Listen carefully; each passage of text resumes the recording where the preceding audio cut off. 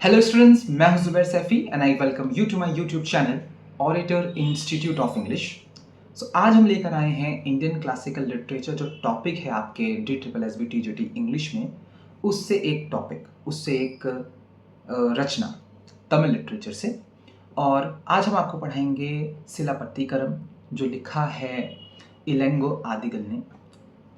Exact date नहीं मालूम है कि ये कब लिखी गई, लेकिन माना जाता है कि दूसरी शताब्दी में से कभी लिखा गया था। बहुत ही प्यारा एपिक है और मास्टरपीस माना जाता है तमिल लिटरेचर का। और जैसे कि आप जानते हैं कि तमिल लिटरेचर में 5 ग्रेट एपिक्स हैं, उसमें से एक सिलापत्तीकरम है। बहुत अच्छी कहानी है और जब हम लिटरेचर में आए और इसको पढ़ा, जब इसको हमने पढ़ रहे थे तो हमें एहसास हो कि ये कहानी हमने शायद पहले बचपन में कहीं पढ़ी हुई है। तो हिंदी ट्रांसलेशन आपने first class, second class, third class में कहीं पढ़ा हो सकता है इस कहानी का। और मुझे याद है बहुत अच्छे से कि शायद हमने अपनी हिंदी की बुक में ये सेकंड या थर्ड क्लास में इस कहानी को पढ़ा था। लेकिन ये बहुत बड़ा एपिक था और ये तमिल लिटरेचर का मास्टरपीस था। ये हमें शायद बचपन में नहीं पता था, ये बाद में हमें पता चला जब हम लिटरेचर को पढ़ना शुरू किए। तो चलिए स्टार्ट करते हैं सिलापत्तीकरम। बहुत ही प्यारी ये कहानी, बहुत ही प्यारा ये एपिक और बहुत इंपॉर्टेंट एग्जाम के पॉइंट ऑफ व्यू से। स्क्रीन चेंज करते हैं, डायरेक्ट चलते हैं क्लास पर। उससे पहले एक इन्फॉर्मेशन कि एक बैच बना हुआ है DSSB TGT का लक्ष्य नाम से। अगर आप उस बैच को ज्वाइन करना चाहते हैं तो आप हमारा ऐप डाउनलोड कर सकते हैं गूगल प्ले स्टोर से और उसको ज्वाइन कर सकते हैं। फ़ी 5000 है, लेकिन अभी ऑफर चल रहा है और अभी फीस उसकी 4499 है। चलिए बाकी बात क्लास के बाद।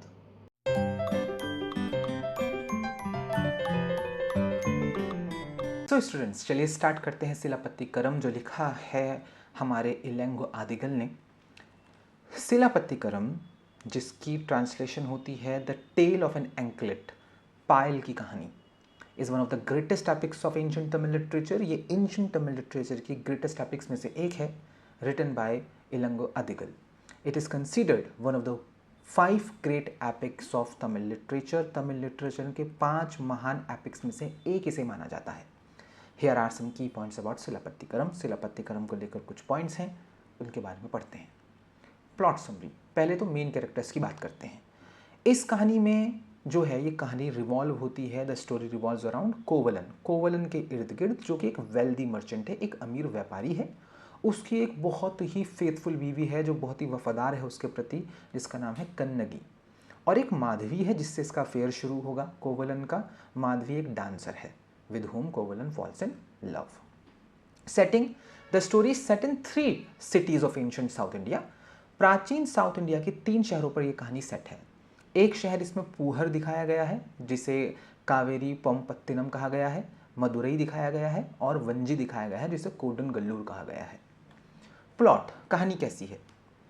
कोवलन, जो कि एक मर्चेंट है पूहर से, falls in love with the courtesan Madhavi. उसे प्यार हो जाता है कॉर्टिजन, एक वैश्या माधवी से। नेग्लेक्टिंग हिज वाइफ कन्नगी, और ये कन्नगी जो उसकी बीवी है उसको नेग्लेक्ट करने लगता है। आफ्टर लूजिंग हिज वेल्थ, पैसा गवा देता है, कोवलन रिटर्न्स टू कन्नगी। कोवलन अपनी बीवी के पास वापस आता है। हु फॉरगिव्स हिम, वो उसे माफ़ कर देती है। And gives him her precious anklet to sell, और अपने कीमती एंकलेट, उसे अपने कीमती पायल देते हैं कि इसे बेच दो, अब पैसा तो तुम्हारे पास है नहीं, इससे हम अपने जीवन गुजर बसर करेंगे। कोवलन ट्रेवल्स टू मदुरई, कोवलन जो है वो मदुरई जाता है टू सेल द एंकलेट, उस पायल को बेचने, but is wrongfully accused of stealing the queen's anklet. Wrongfully उसके ऊपर आरोप लगता है कि उसने रानी की एंकलेट को चुरा लिया है। And is executed by the Kings orders, और राजा के आदेश पर उसे मारने का सजा सुनाया जाता है। कन्नगी प्रूव्स कोवलन इनोसेंस, कन्नगी कोवलन की इनोसेंस को प्रूव करती है by breaking the anklet, anklet को तोड़कर दिखाती है, शोइंग द रूबीज इनसाइड, और उसके अंदर रूबीज दिखाती है कि रूबी है देखो इसमें। वहीं जो रानी की एंकलेट थी कंटेंट पर्ल्स, उसमें मोती थे, उसमें रूबी नहीं थे। तो कहते कि ये मेरी है, तुमने मेरे पति को एक गलत फहमी के लिए मार दिया, मेरा पति चोर नहीं था। इन हर फ्यूरी, अब इनको गुस्सा आता है।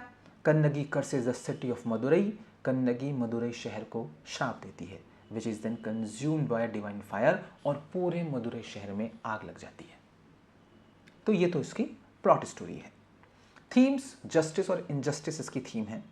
The epic highlights the miscarriage of justice, इसमें मिसकैरेज ऑफ जस्टिस दिखाया गया है कि न्याय नहीं होता। और कॉन्सिक्वेंस ऑफ सच एक्शंस, और इस तरह के एक्शंस के परिणाम क्या होते हैं, वो इसका थीम है। फिडेलिटी एंड लव, वफा और प्यार। कन्नगीज अनवेवरिंग डिवोशन टू कोवलन, कन्नगी का जो ना डिगने वाला डिवोशन है, प्यार है कोवलन के प्रति, कंट्रास्ट विद हिज इनफिडेलिटी, वो उसकी बेवफाई के कंट्रास्ट में है, क्योंकि वो तो बेवफाई कर देता है माधवी के चक्कर में। डिवाइन रिट्रीब्यूशन यानी कि दैव्य दखल।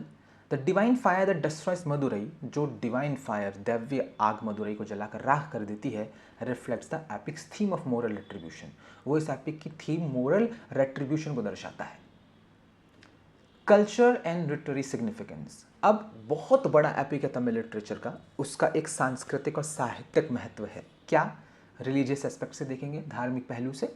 सिलापत्तिकरम is infuse with elements of Hindu and Tamil mythology, Silappatikaram भरा हुआ है हिंदू और तमिल माइथोलॉजी के तत्वों से।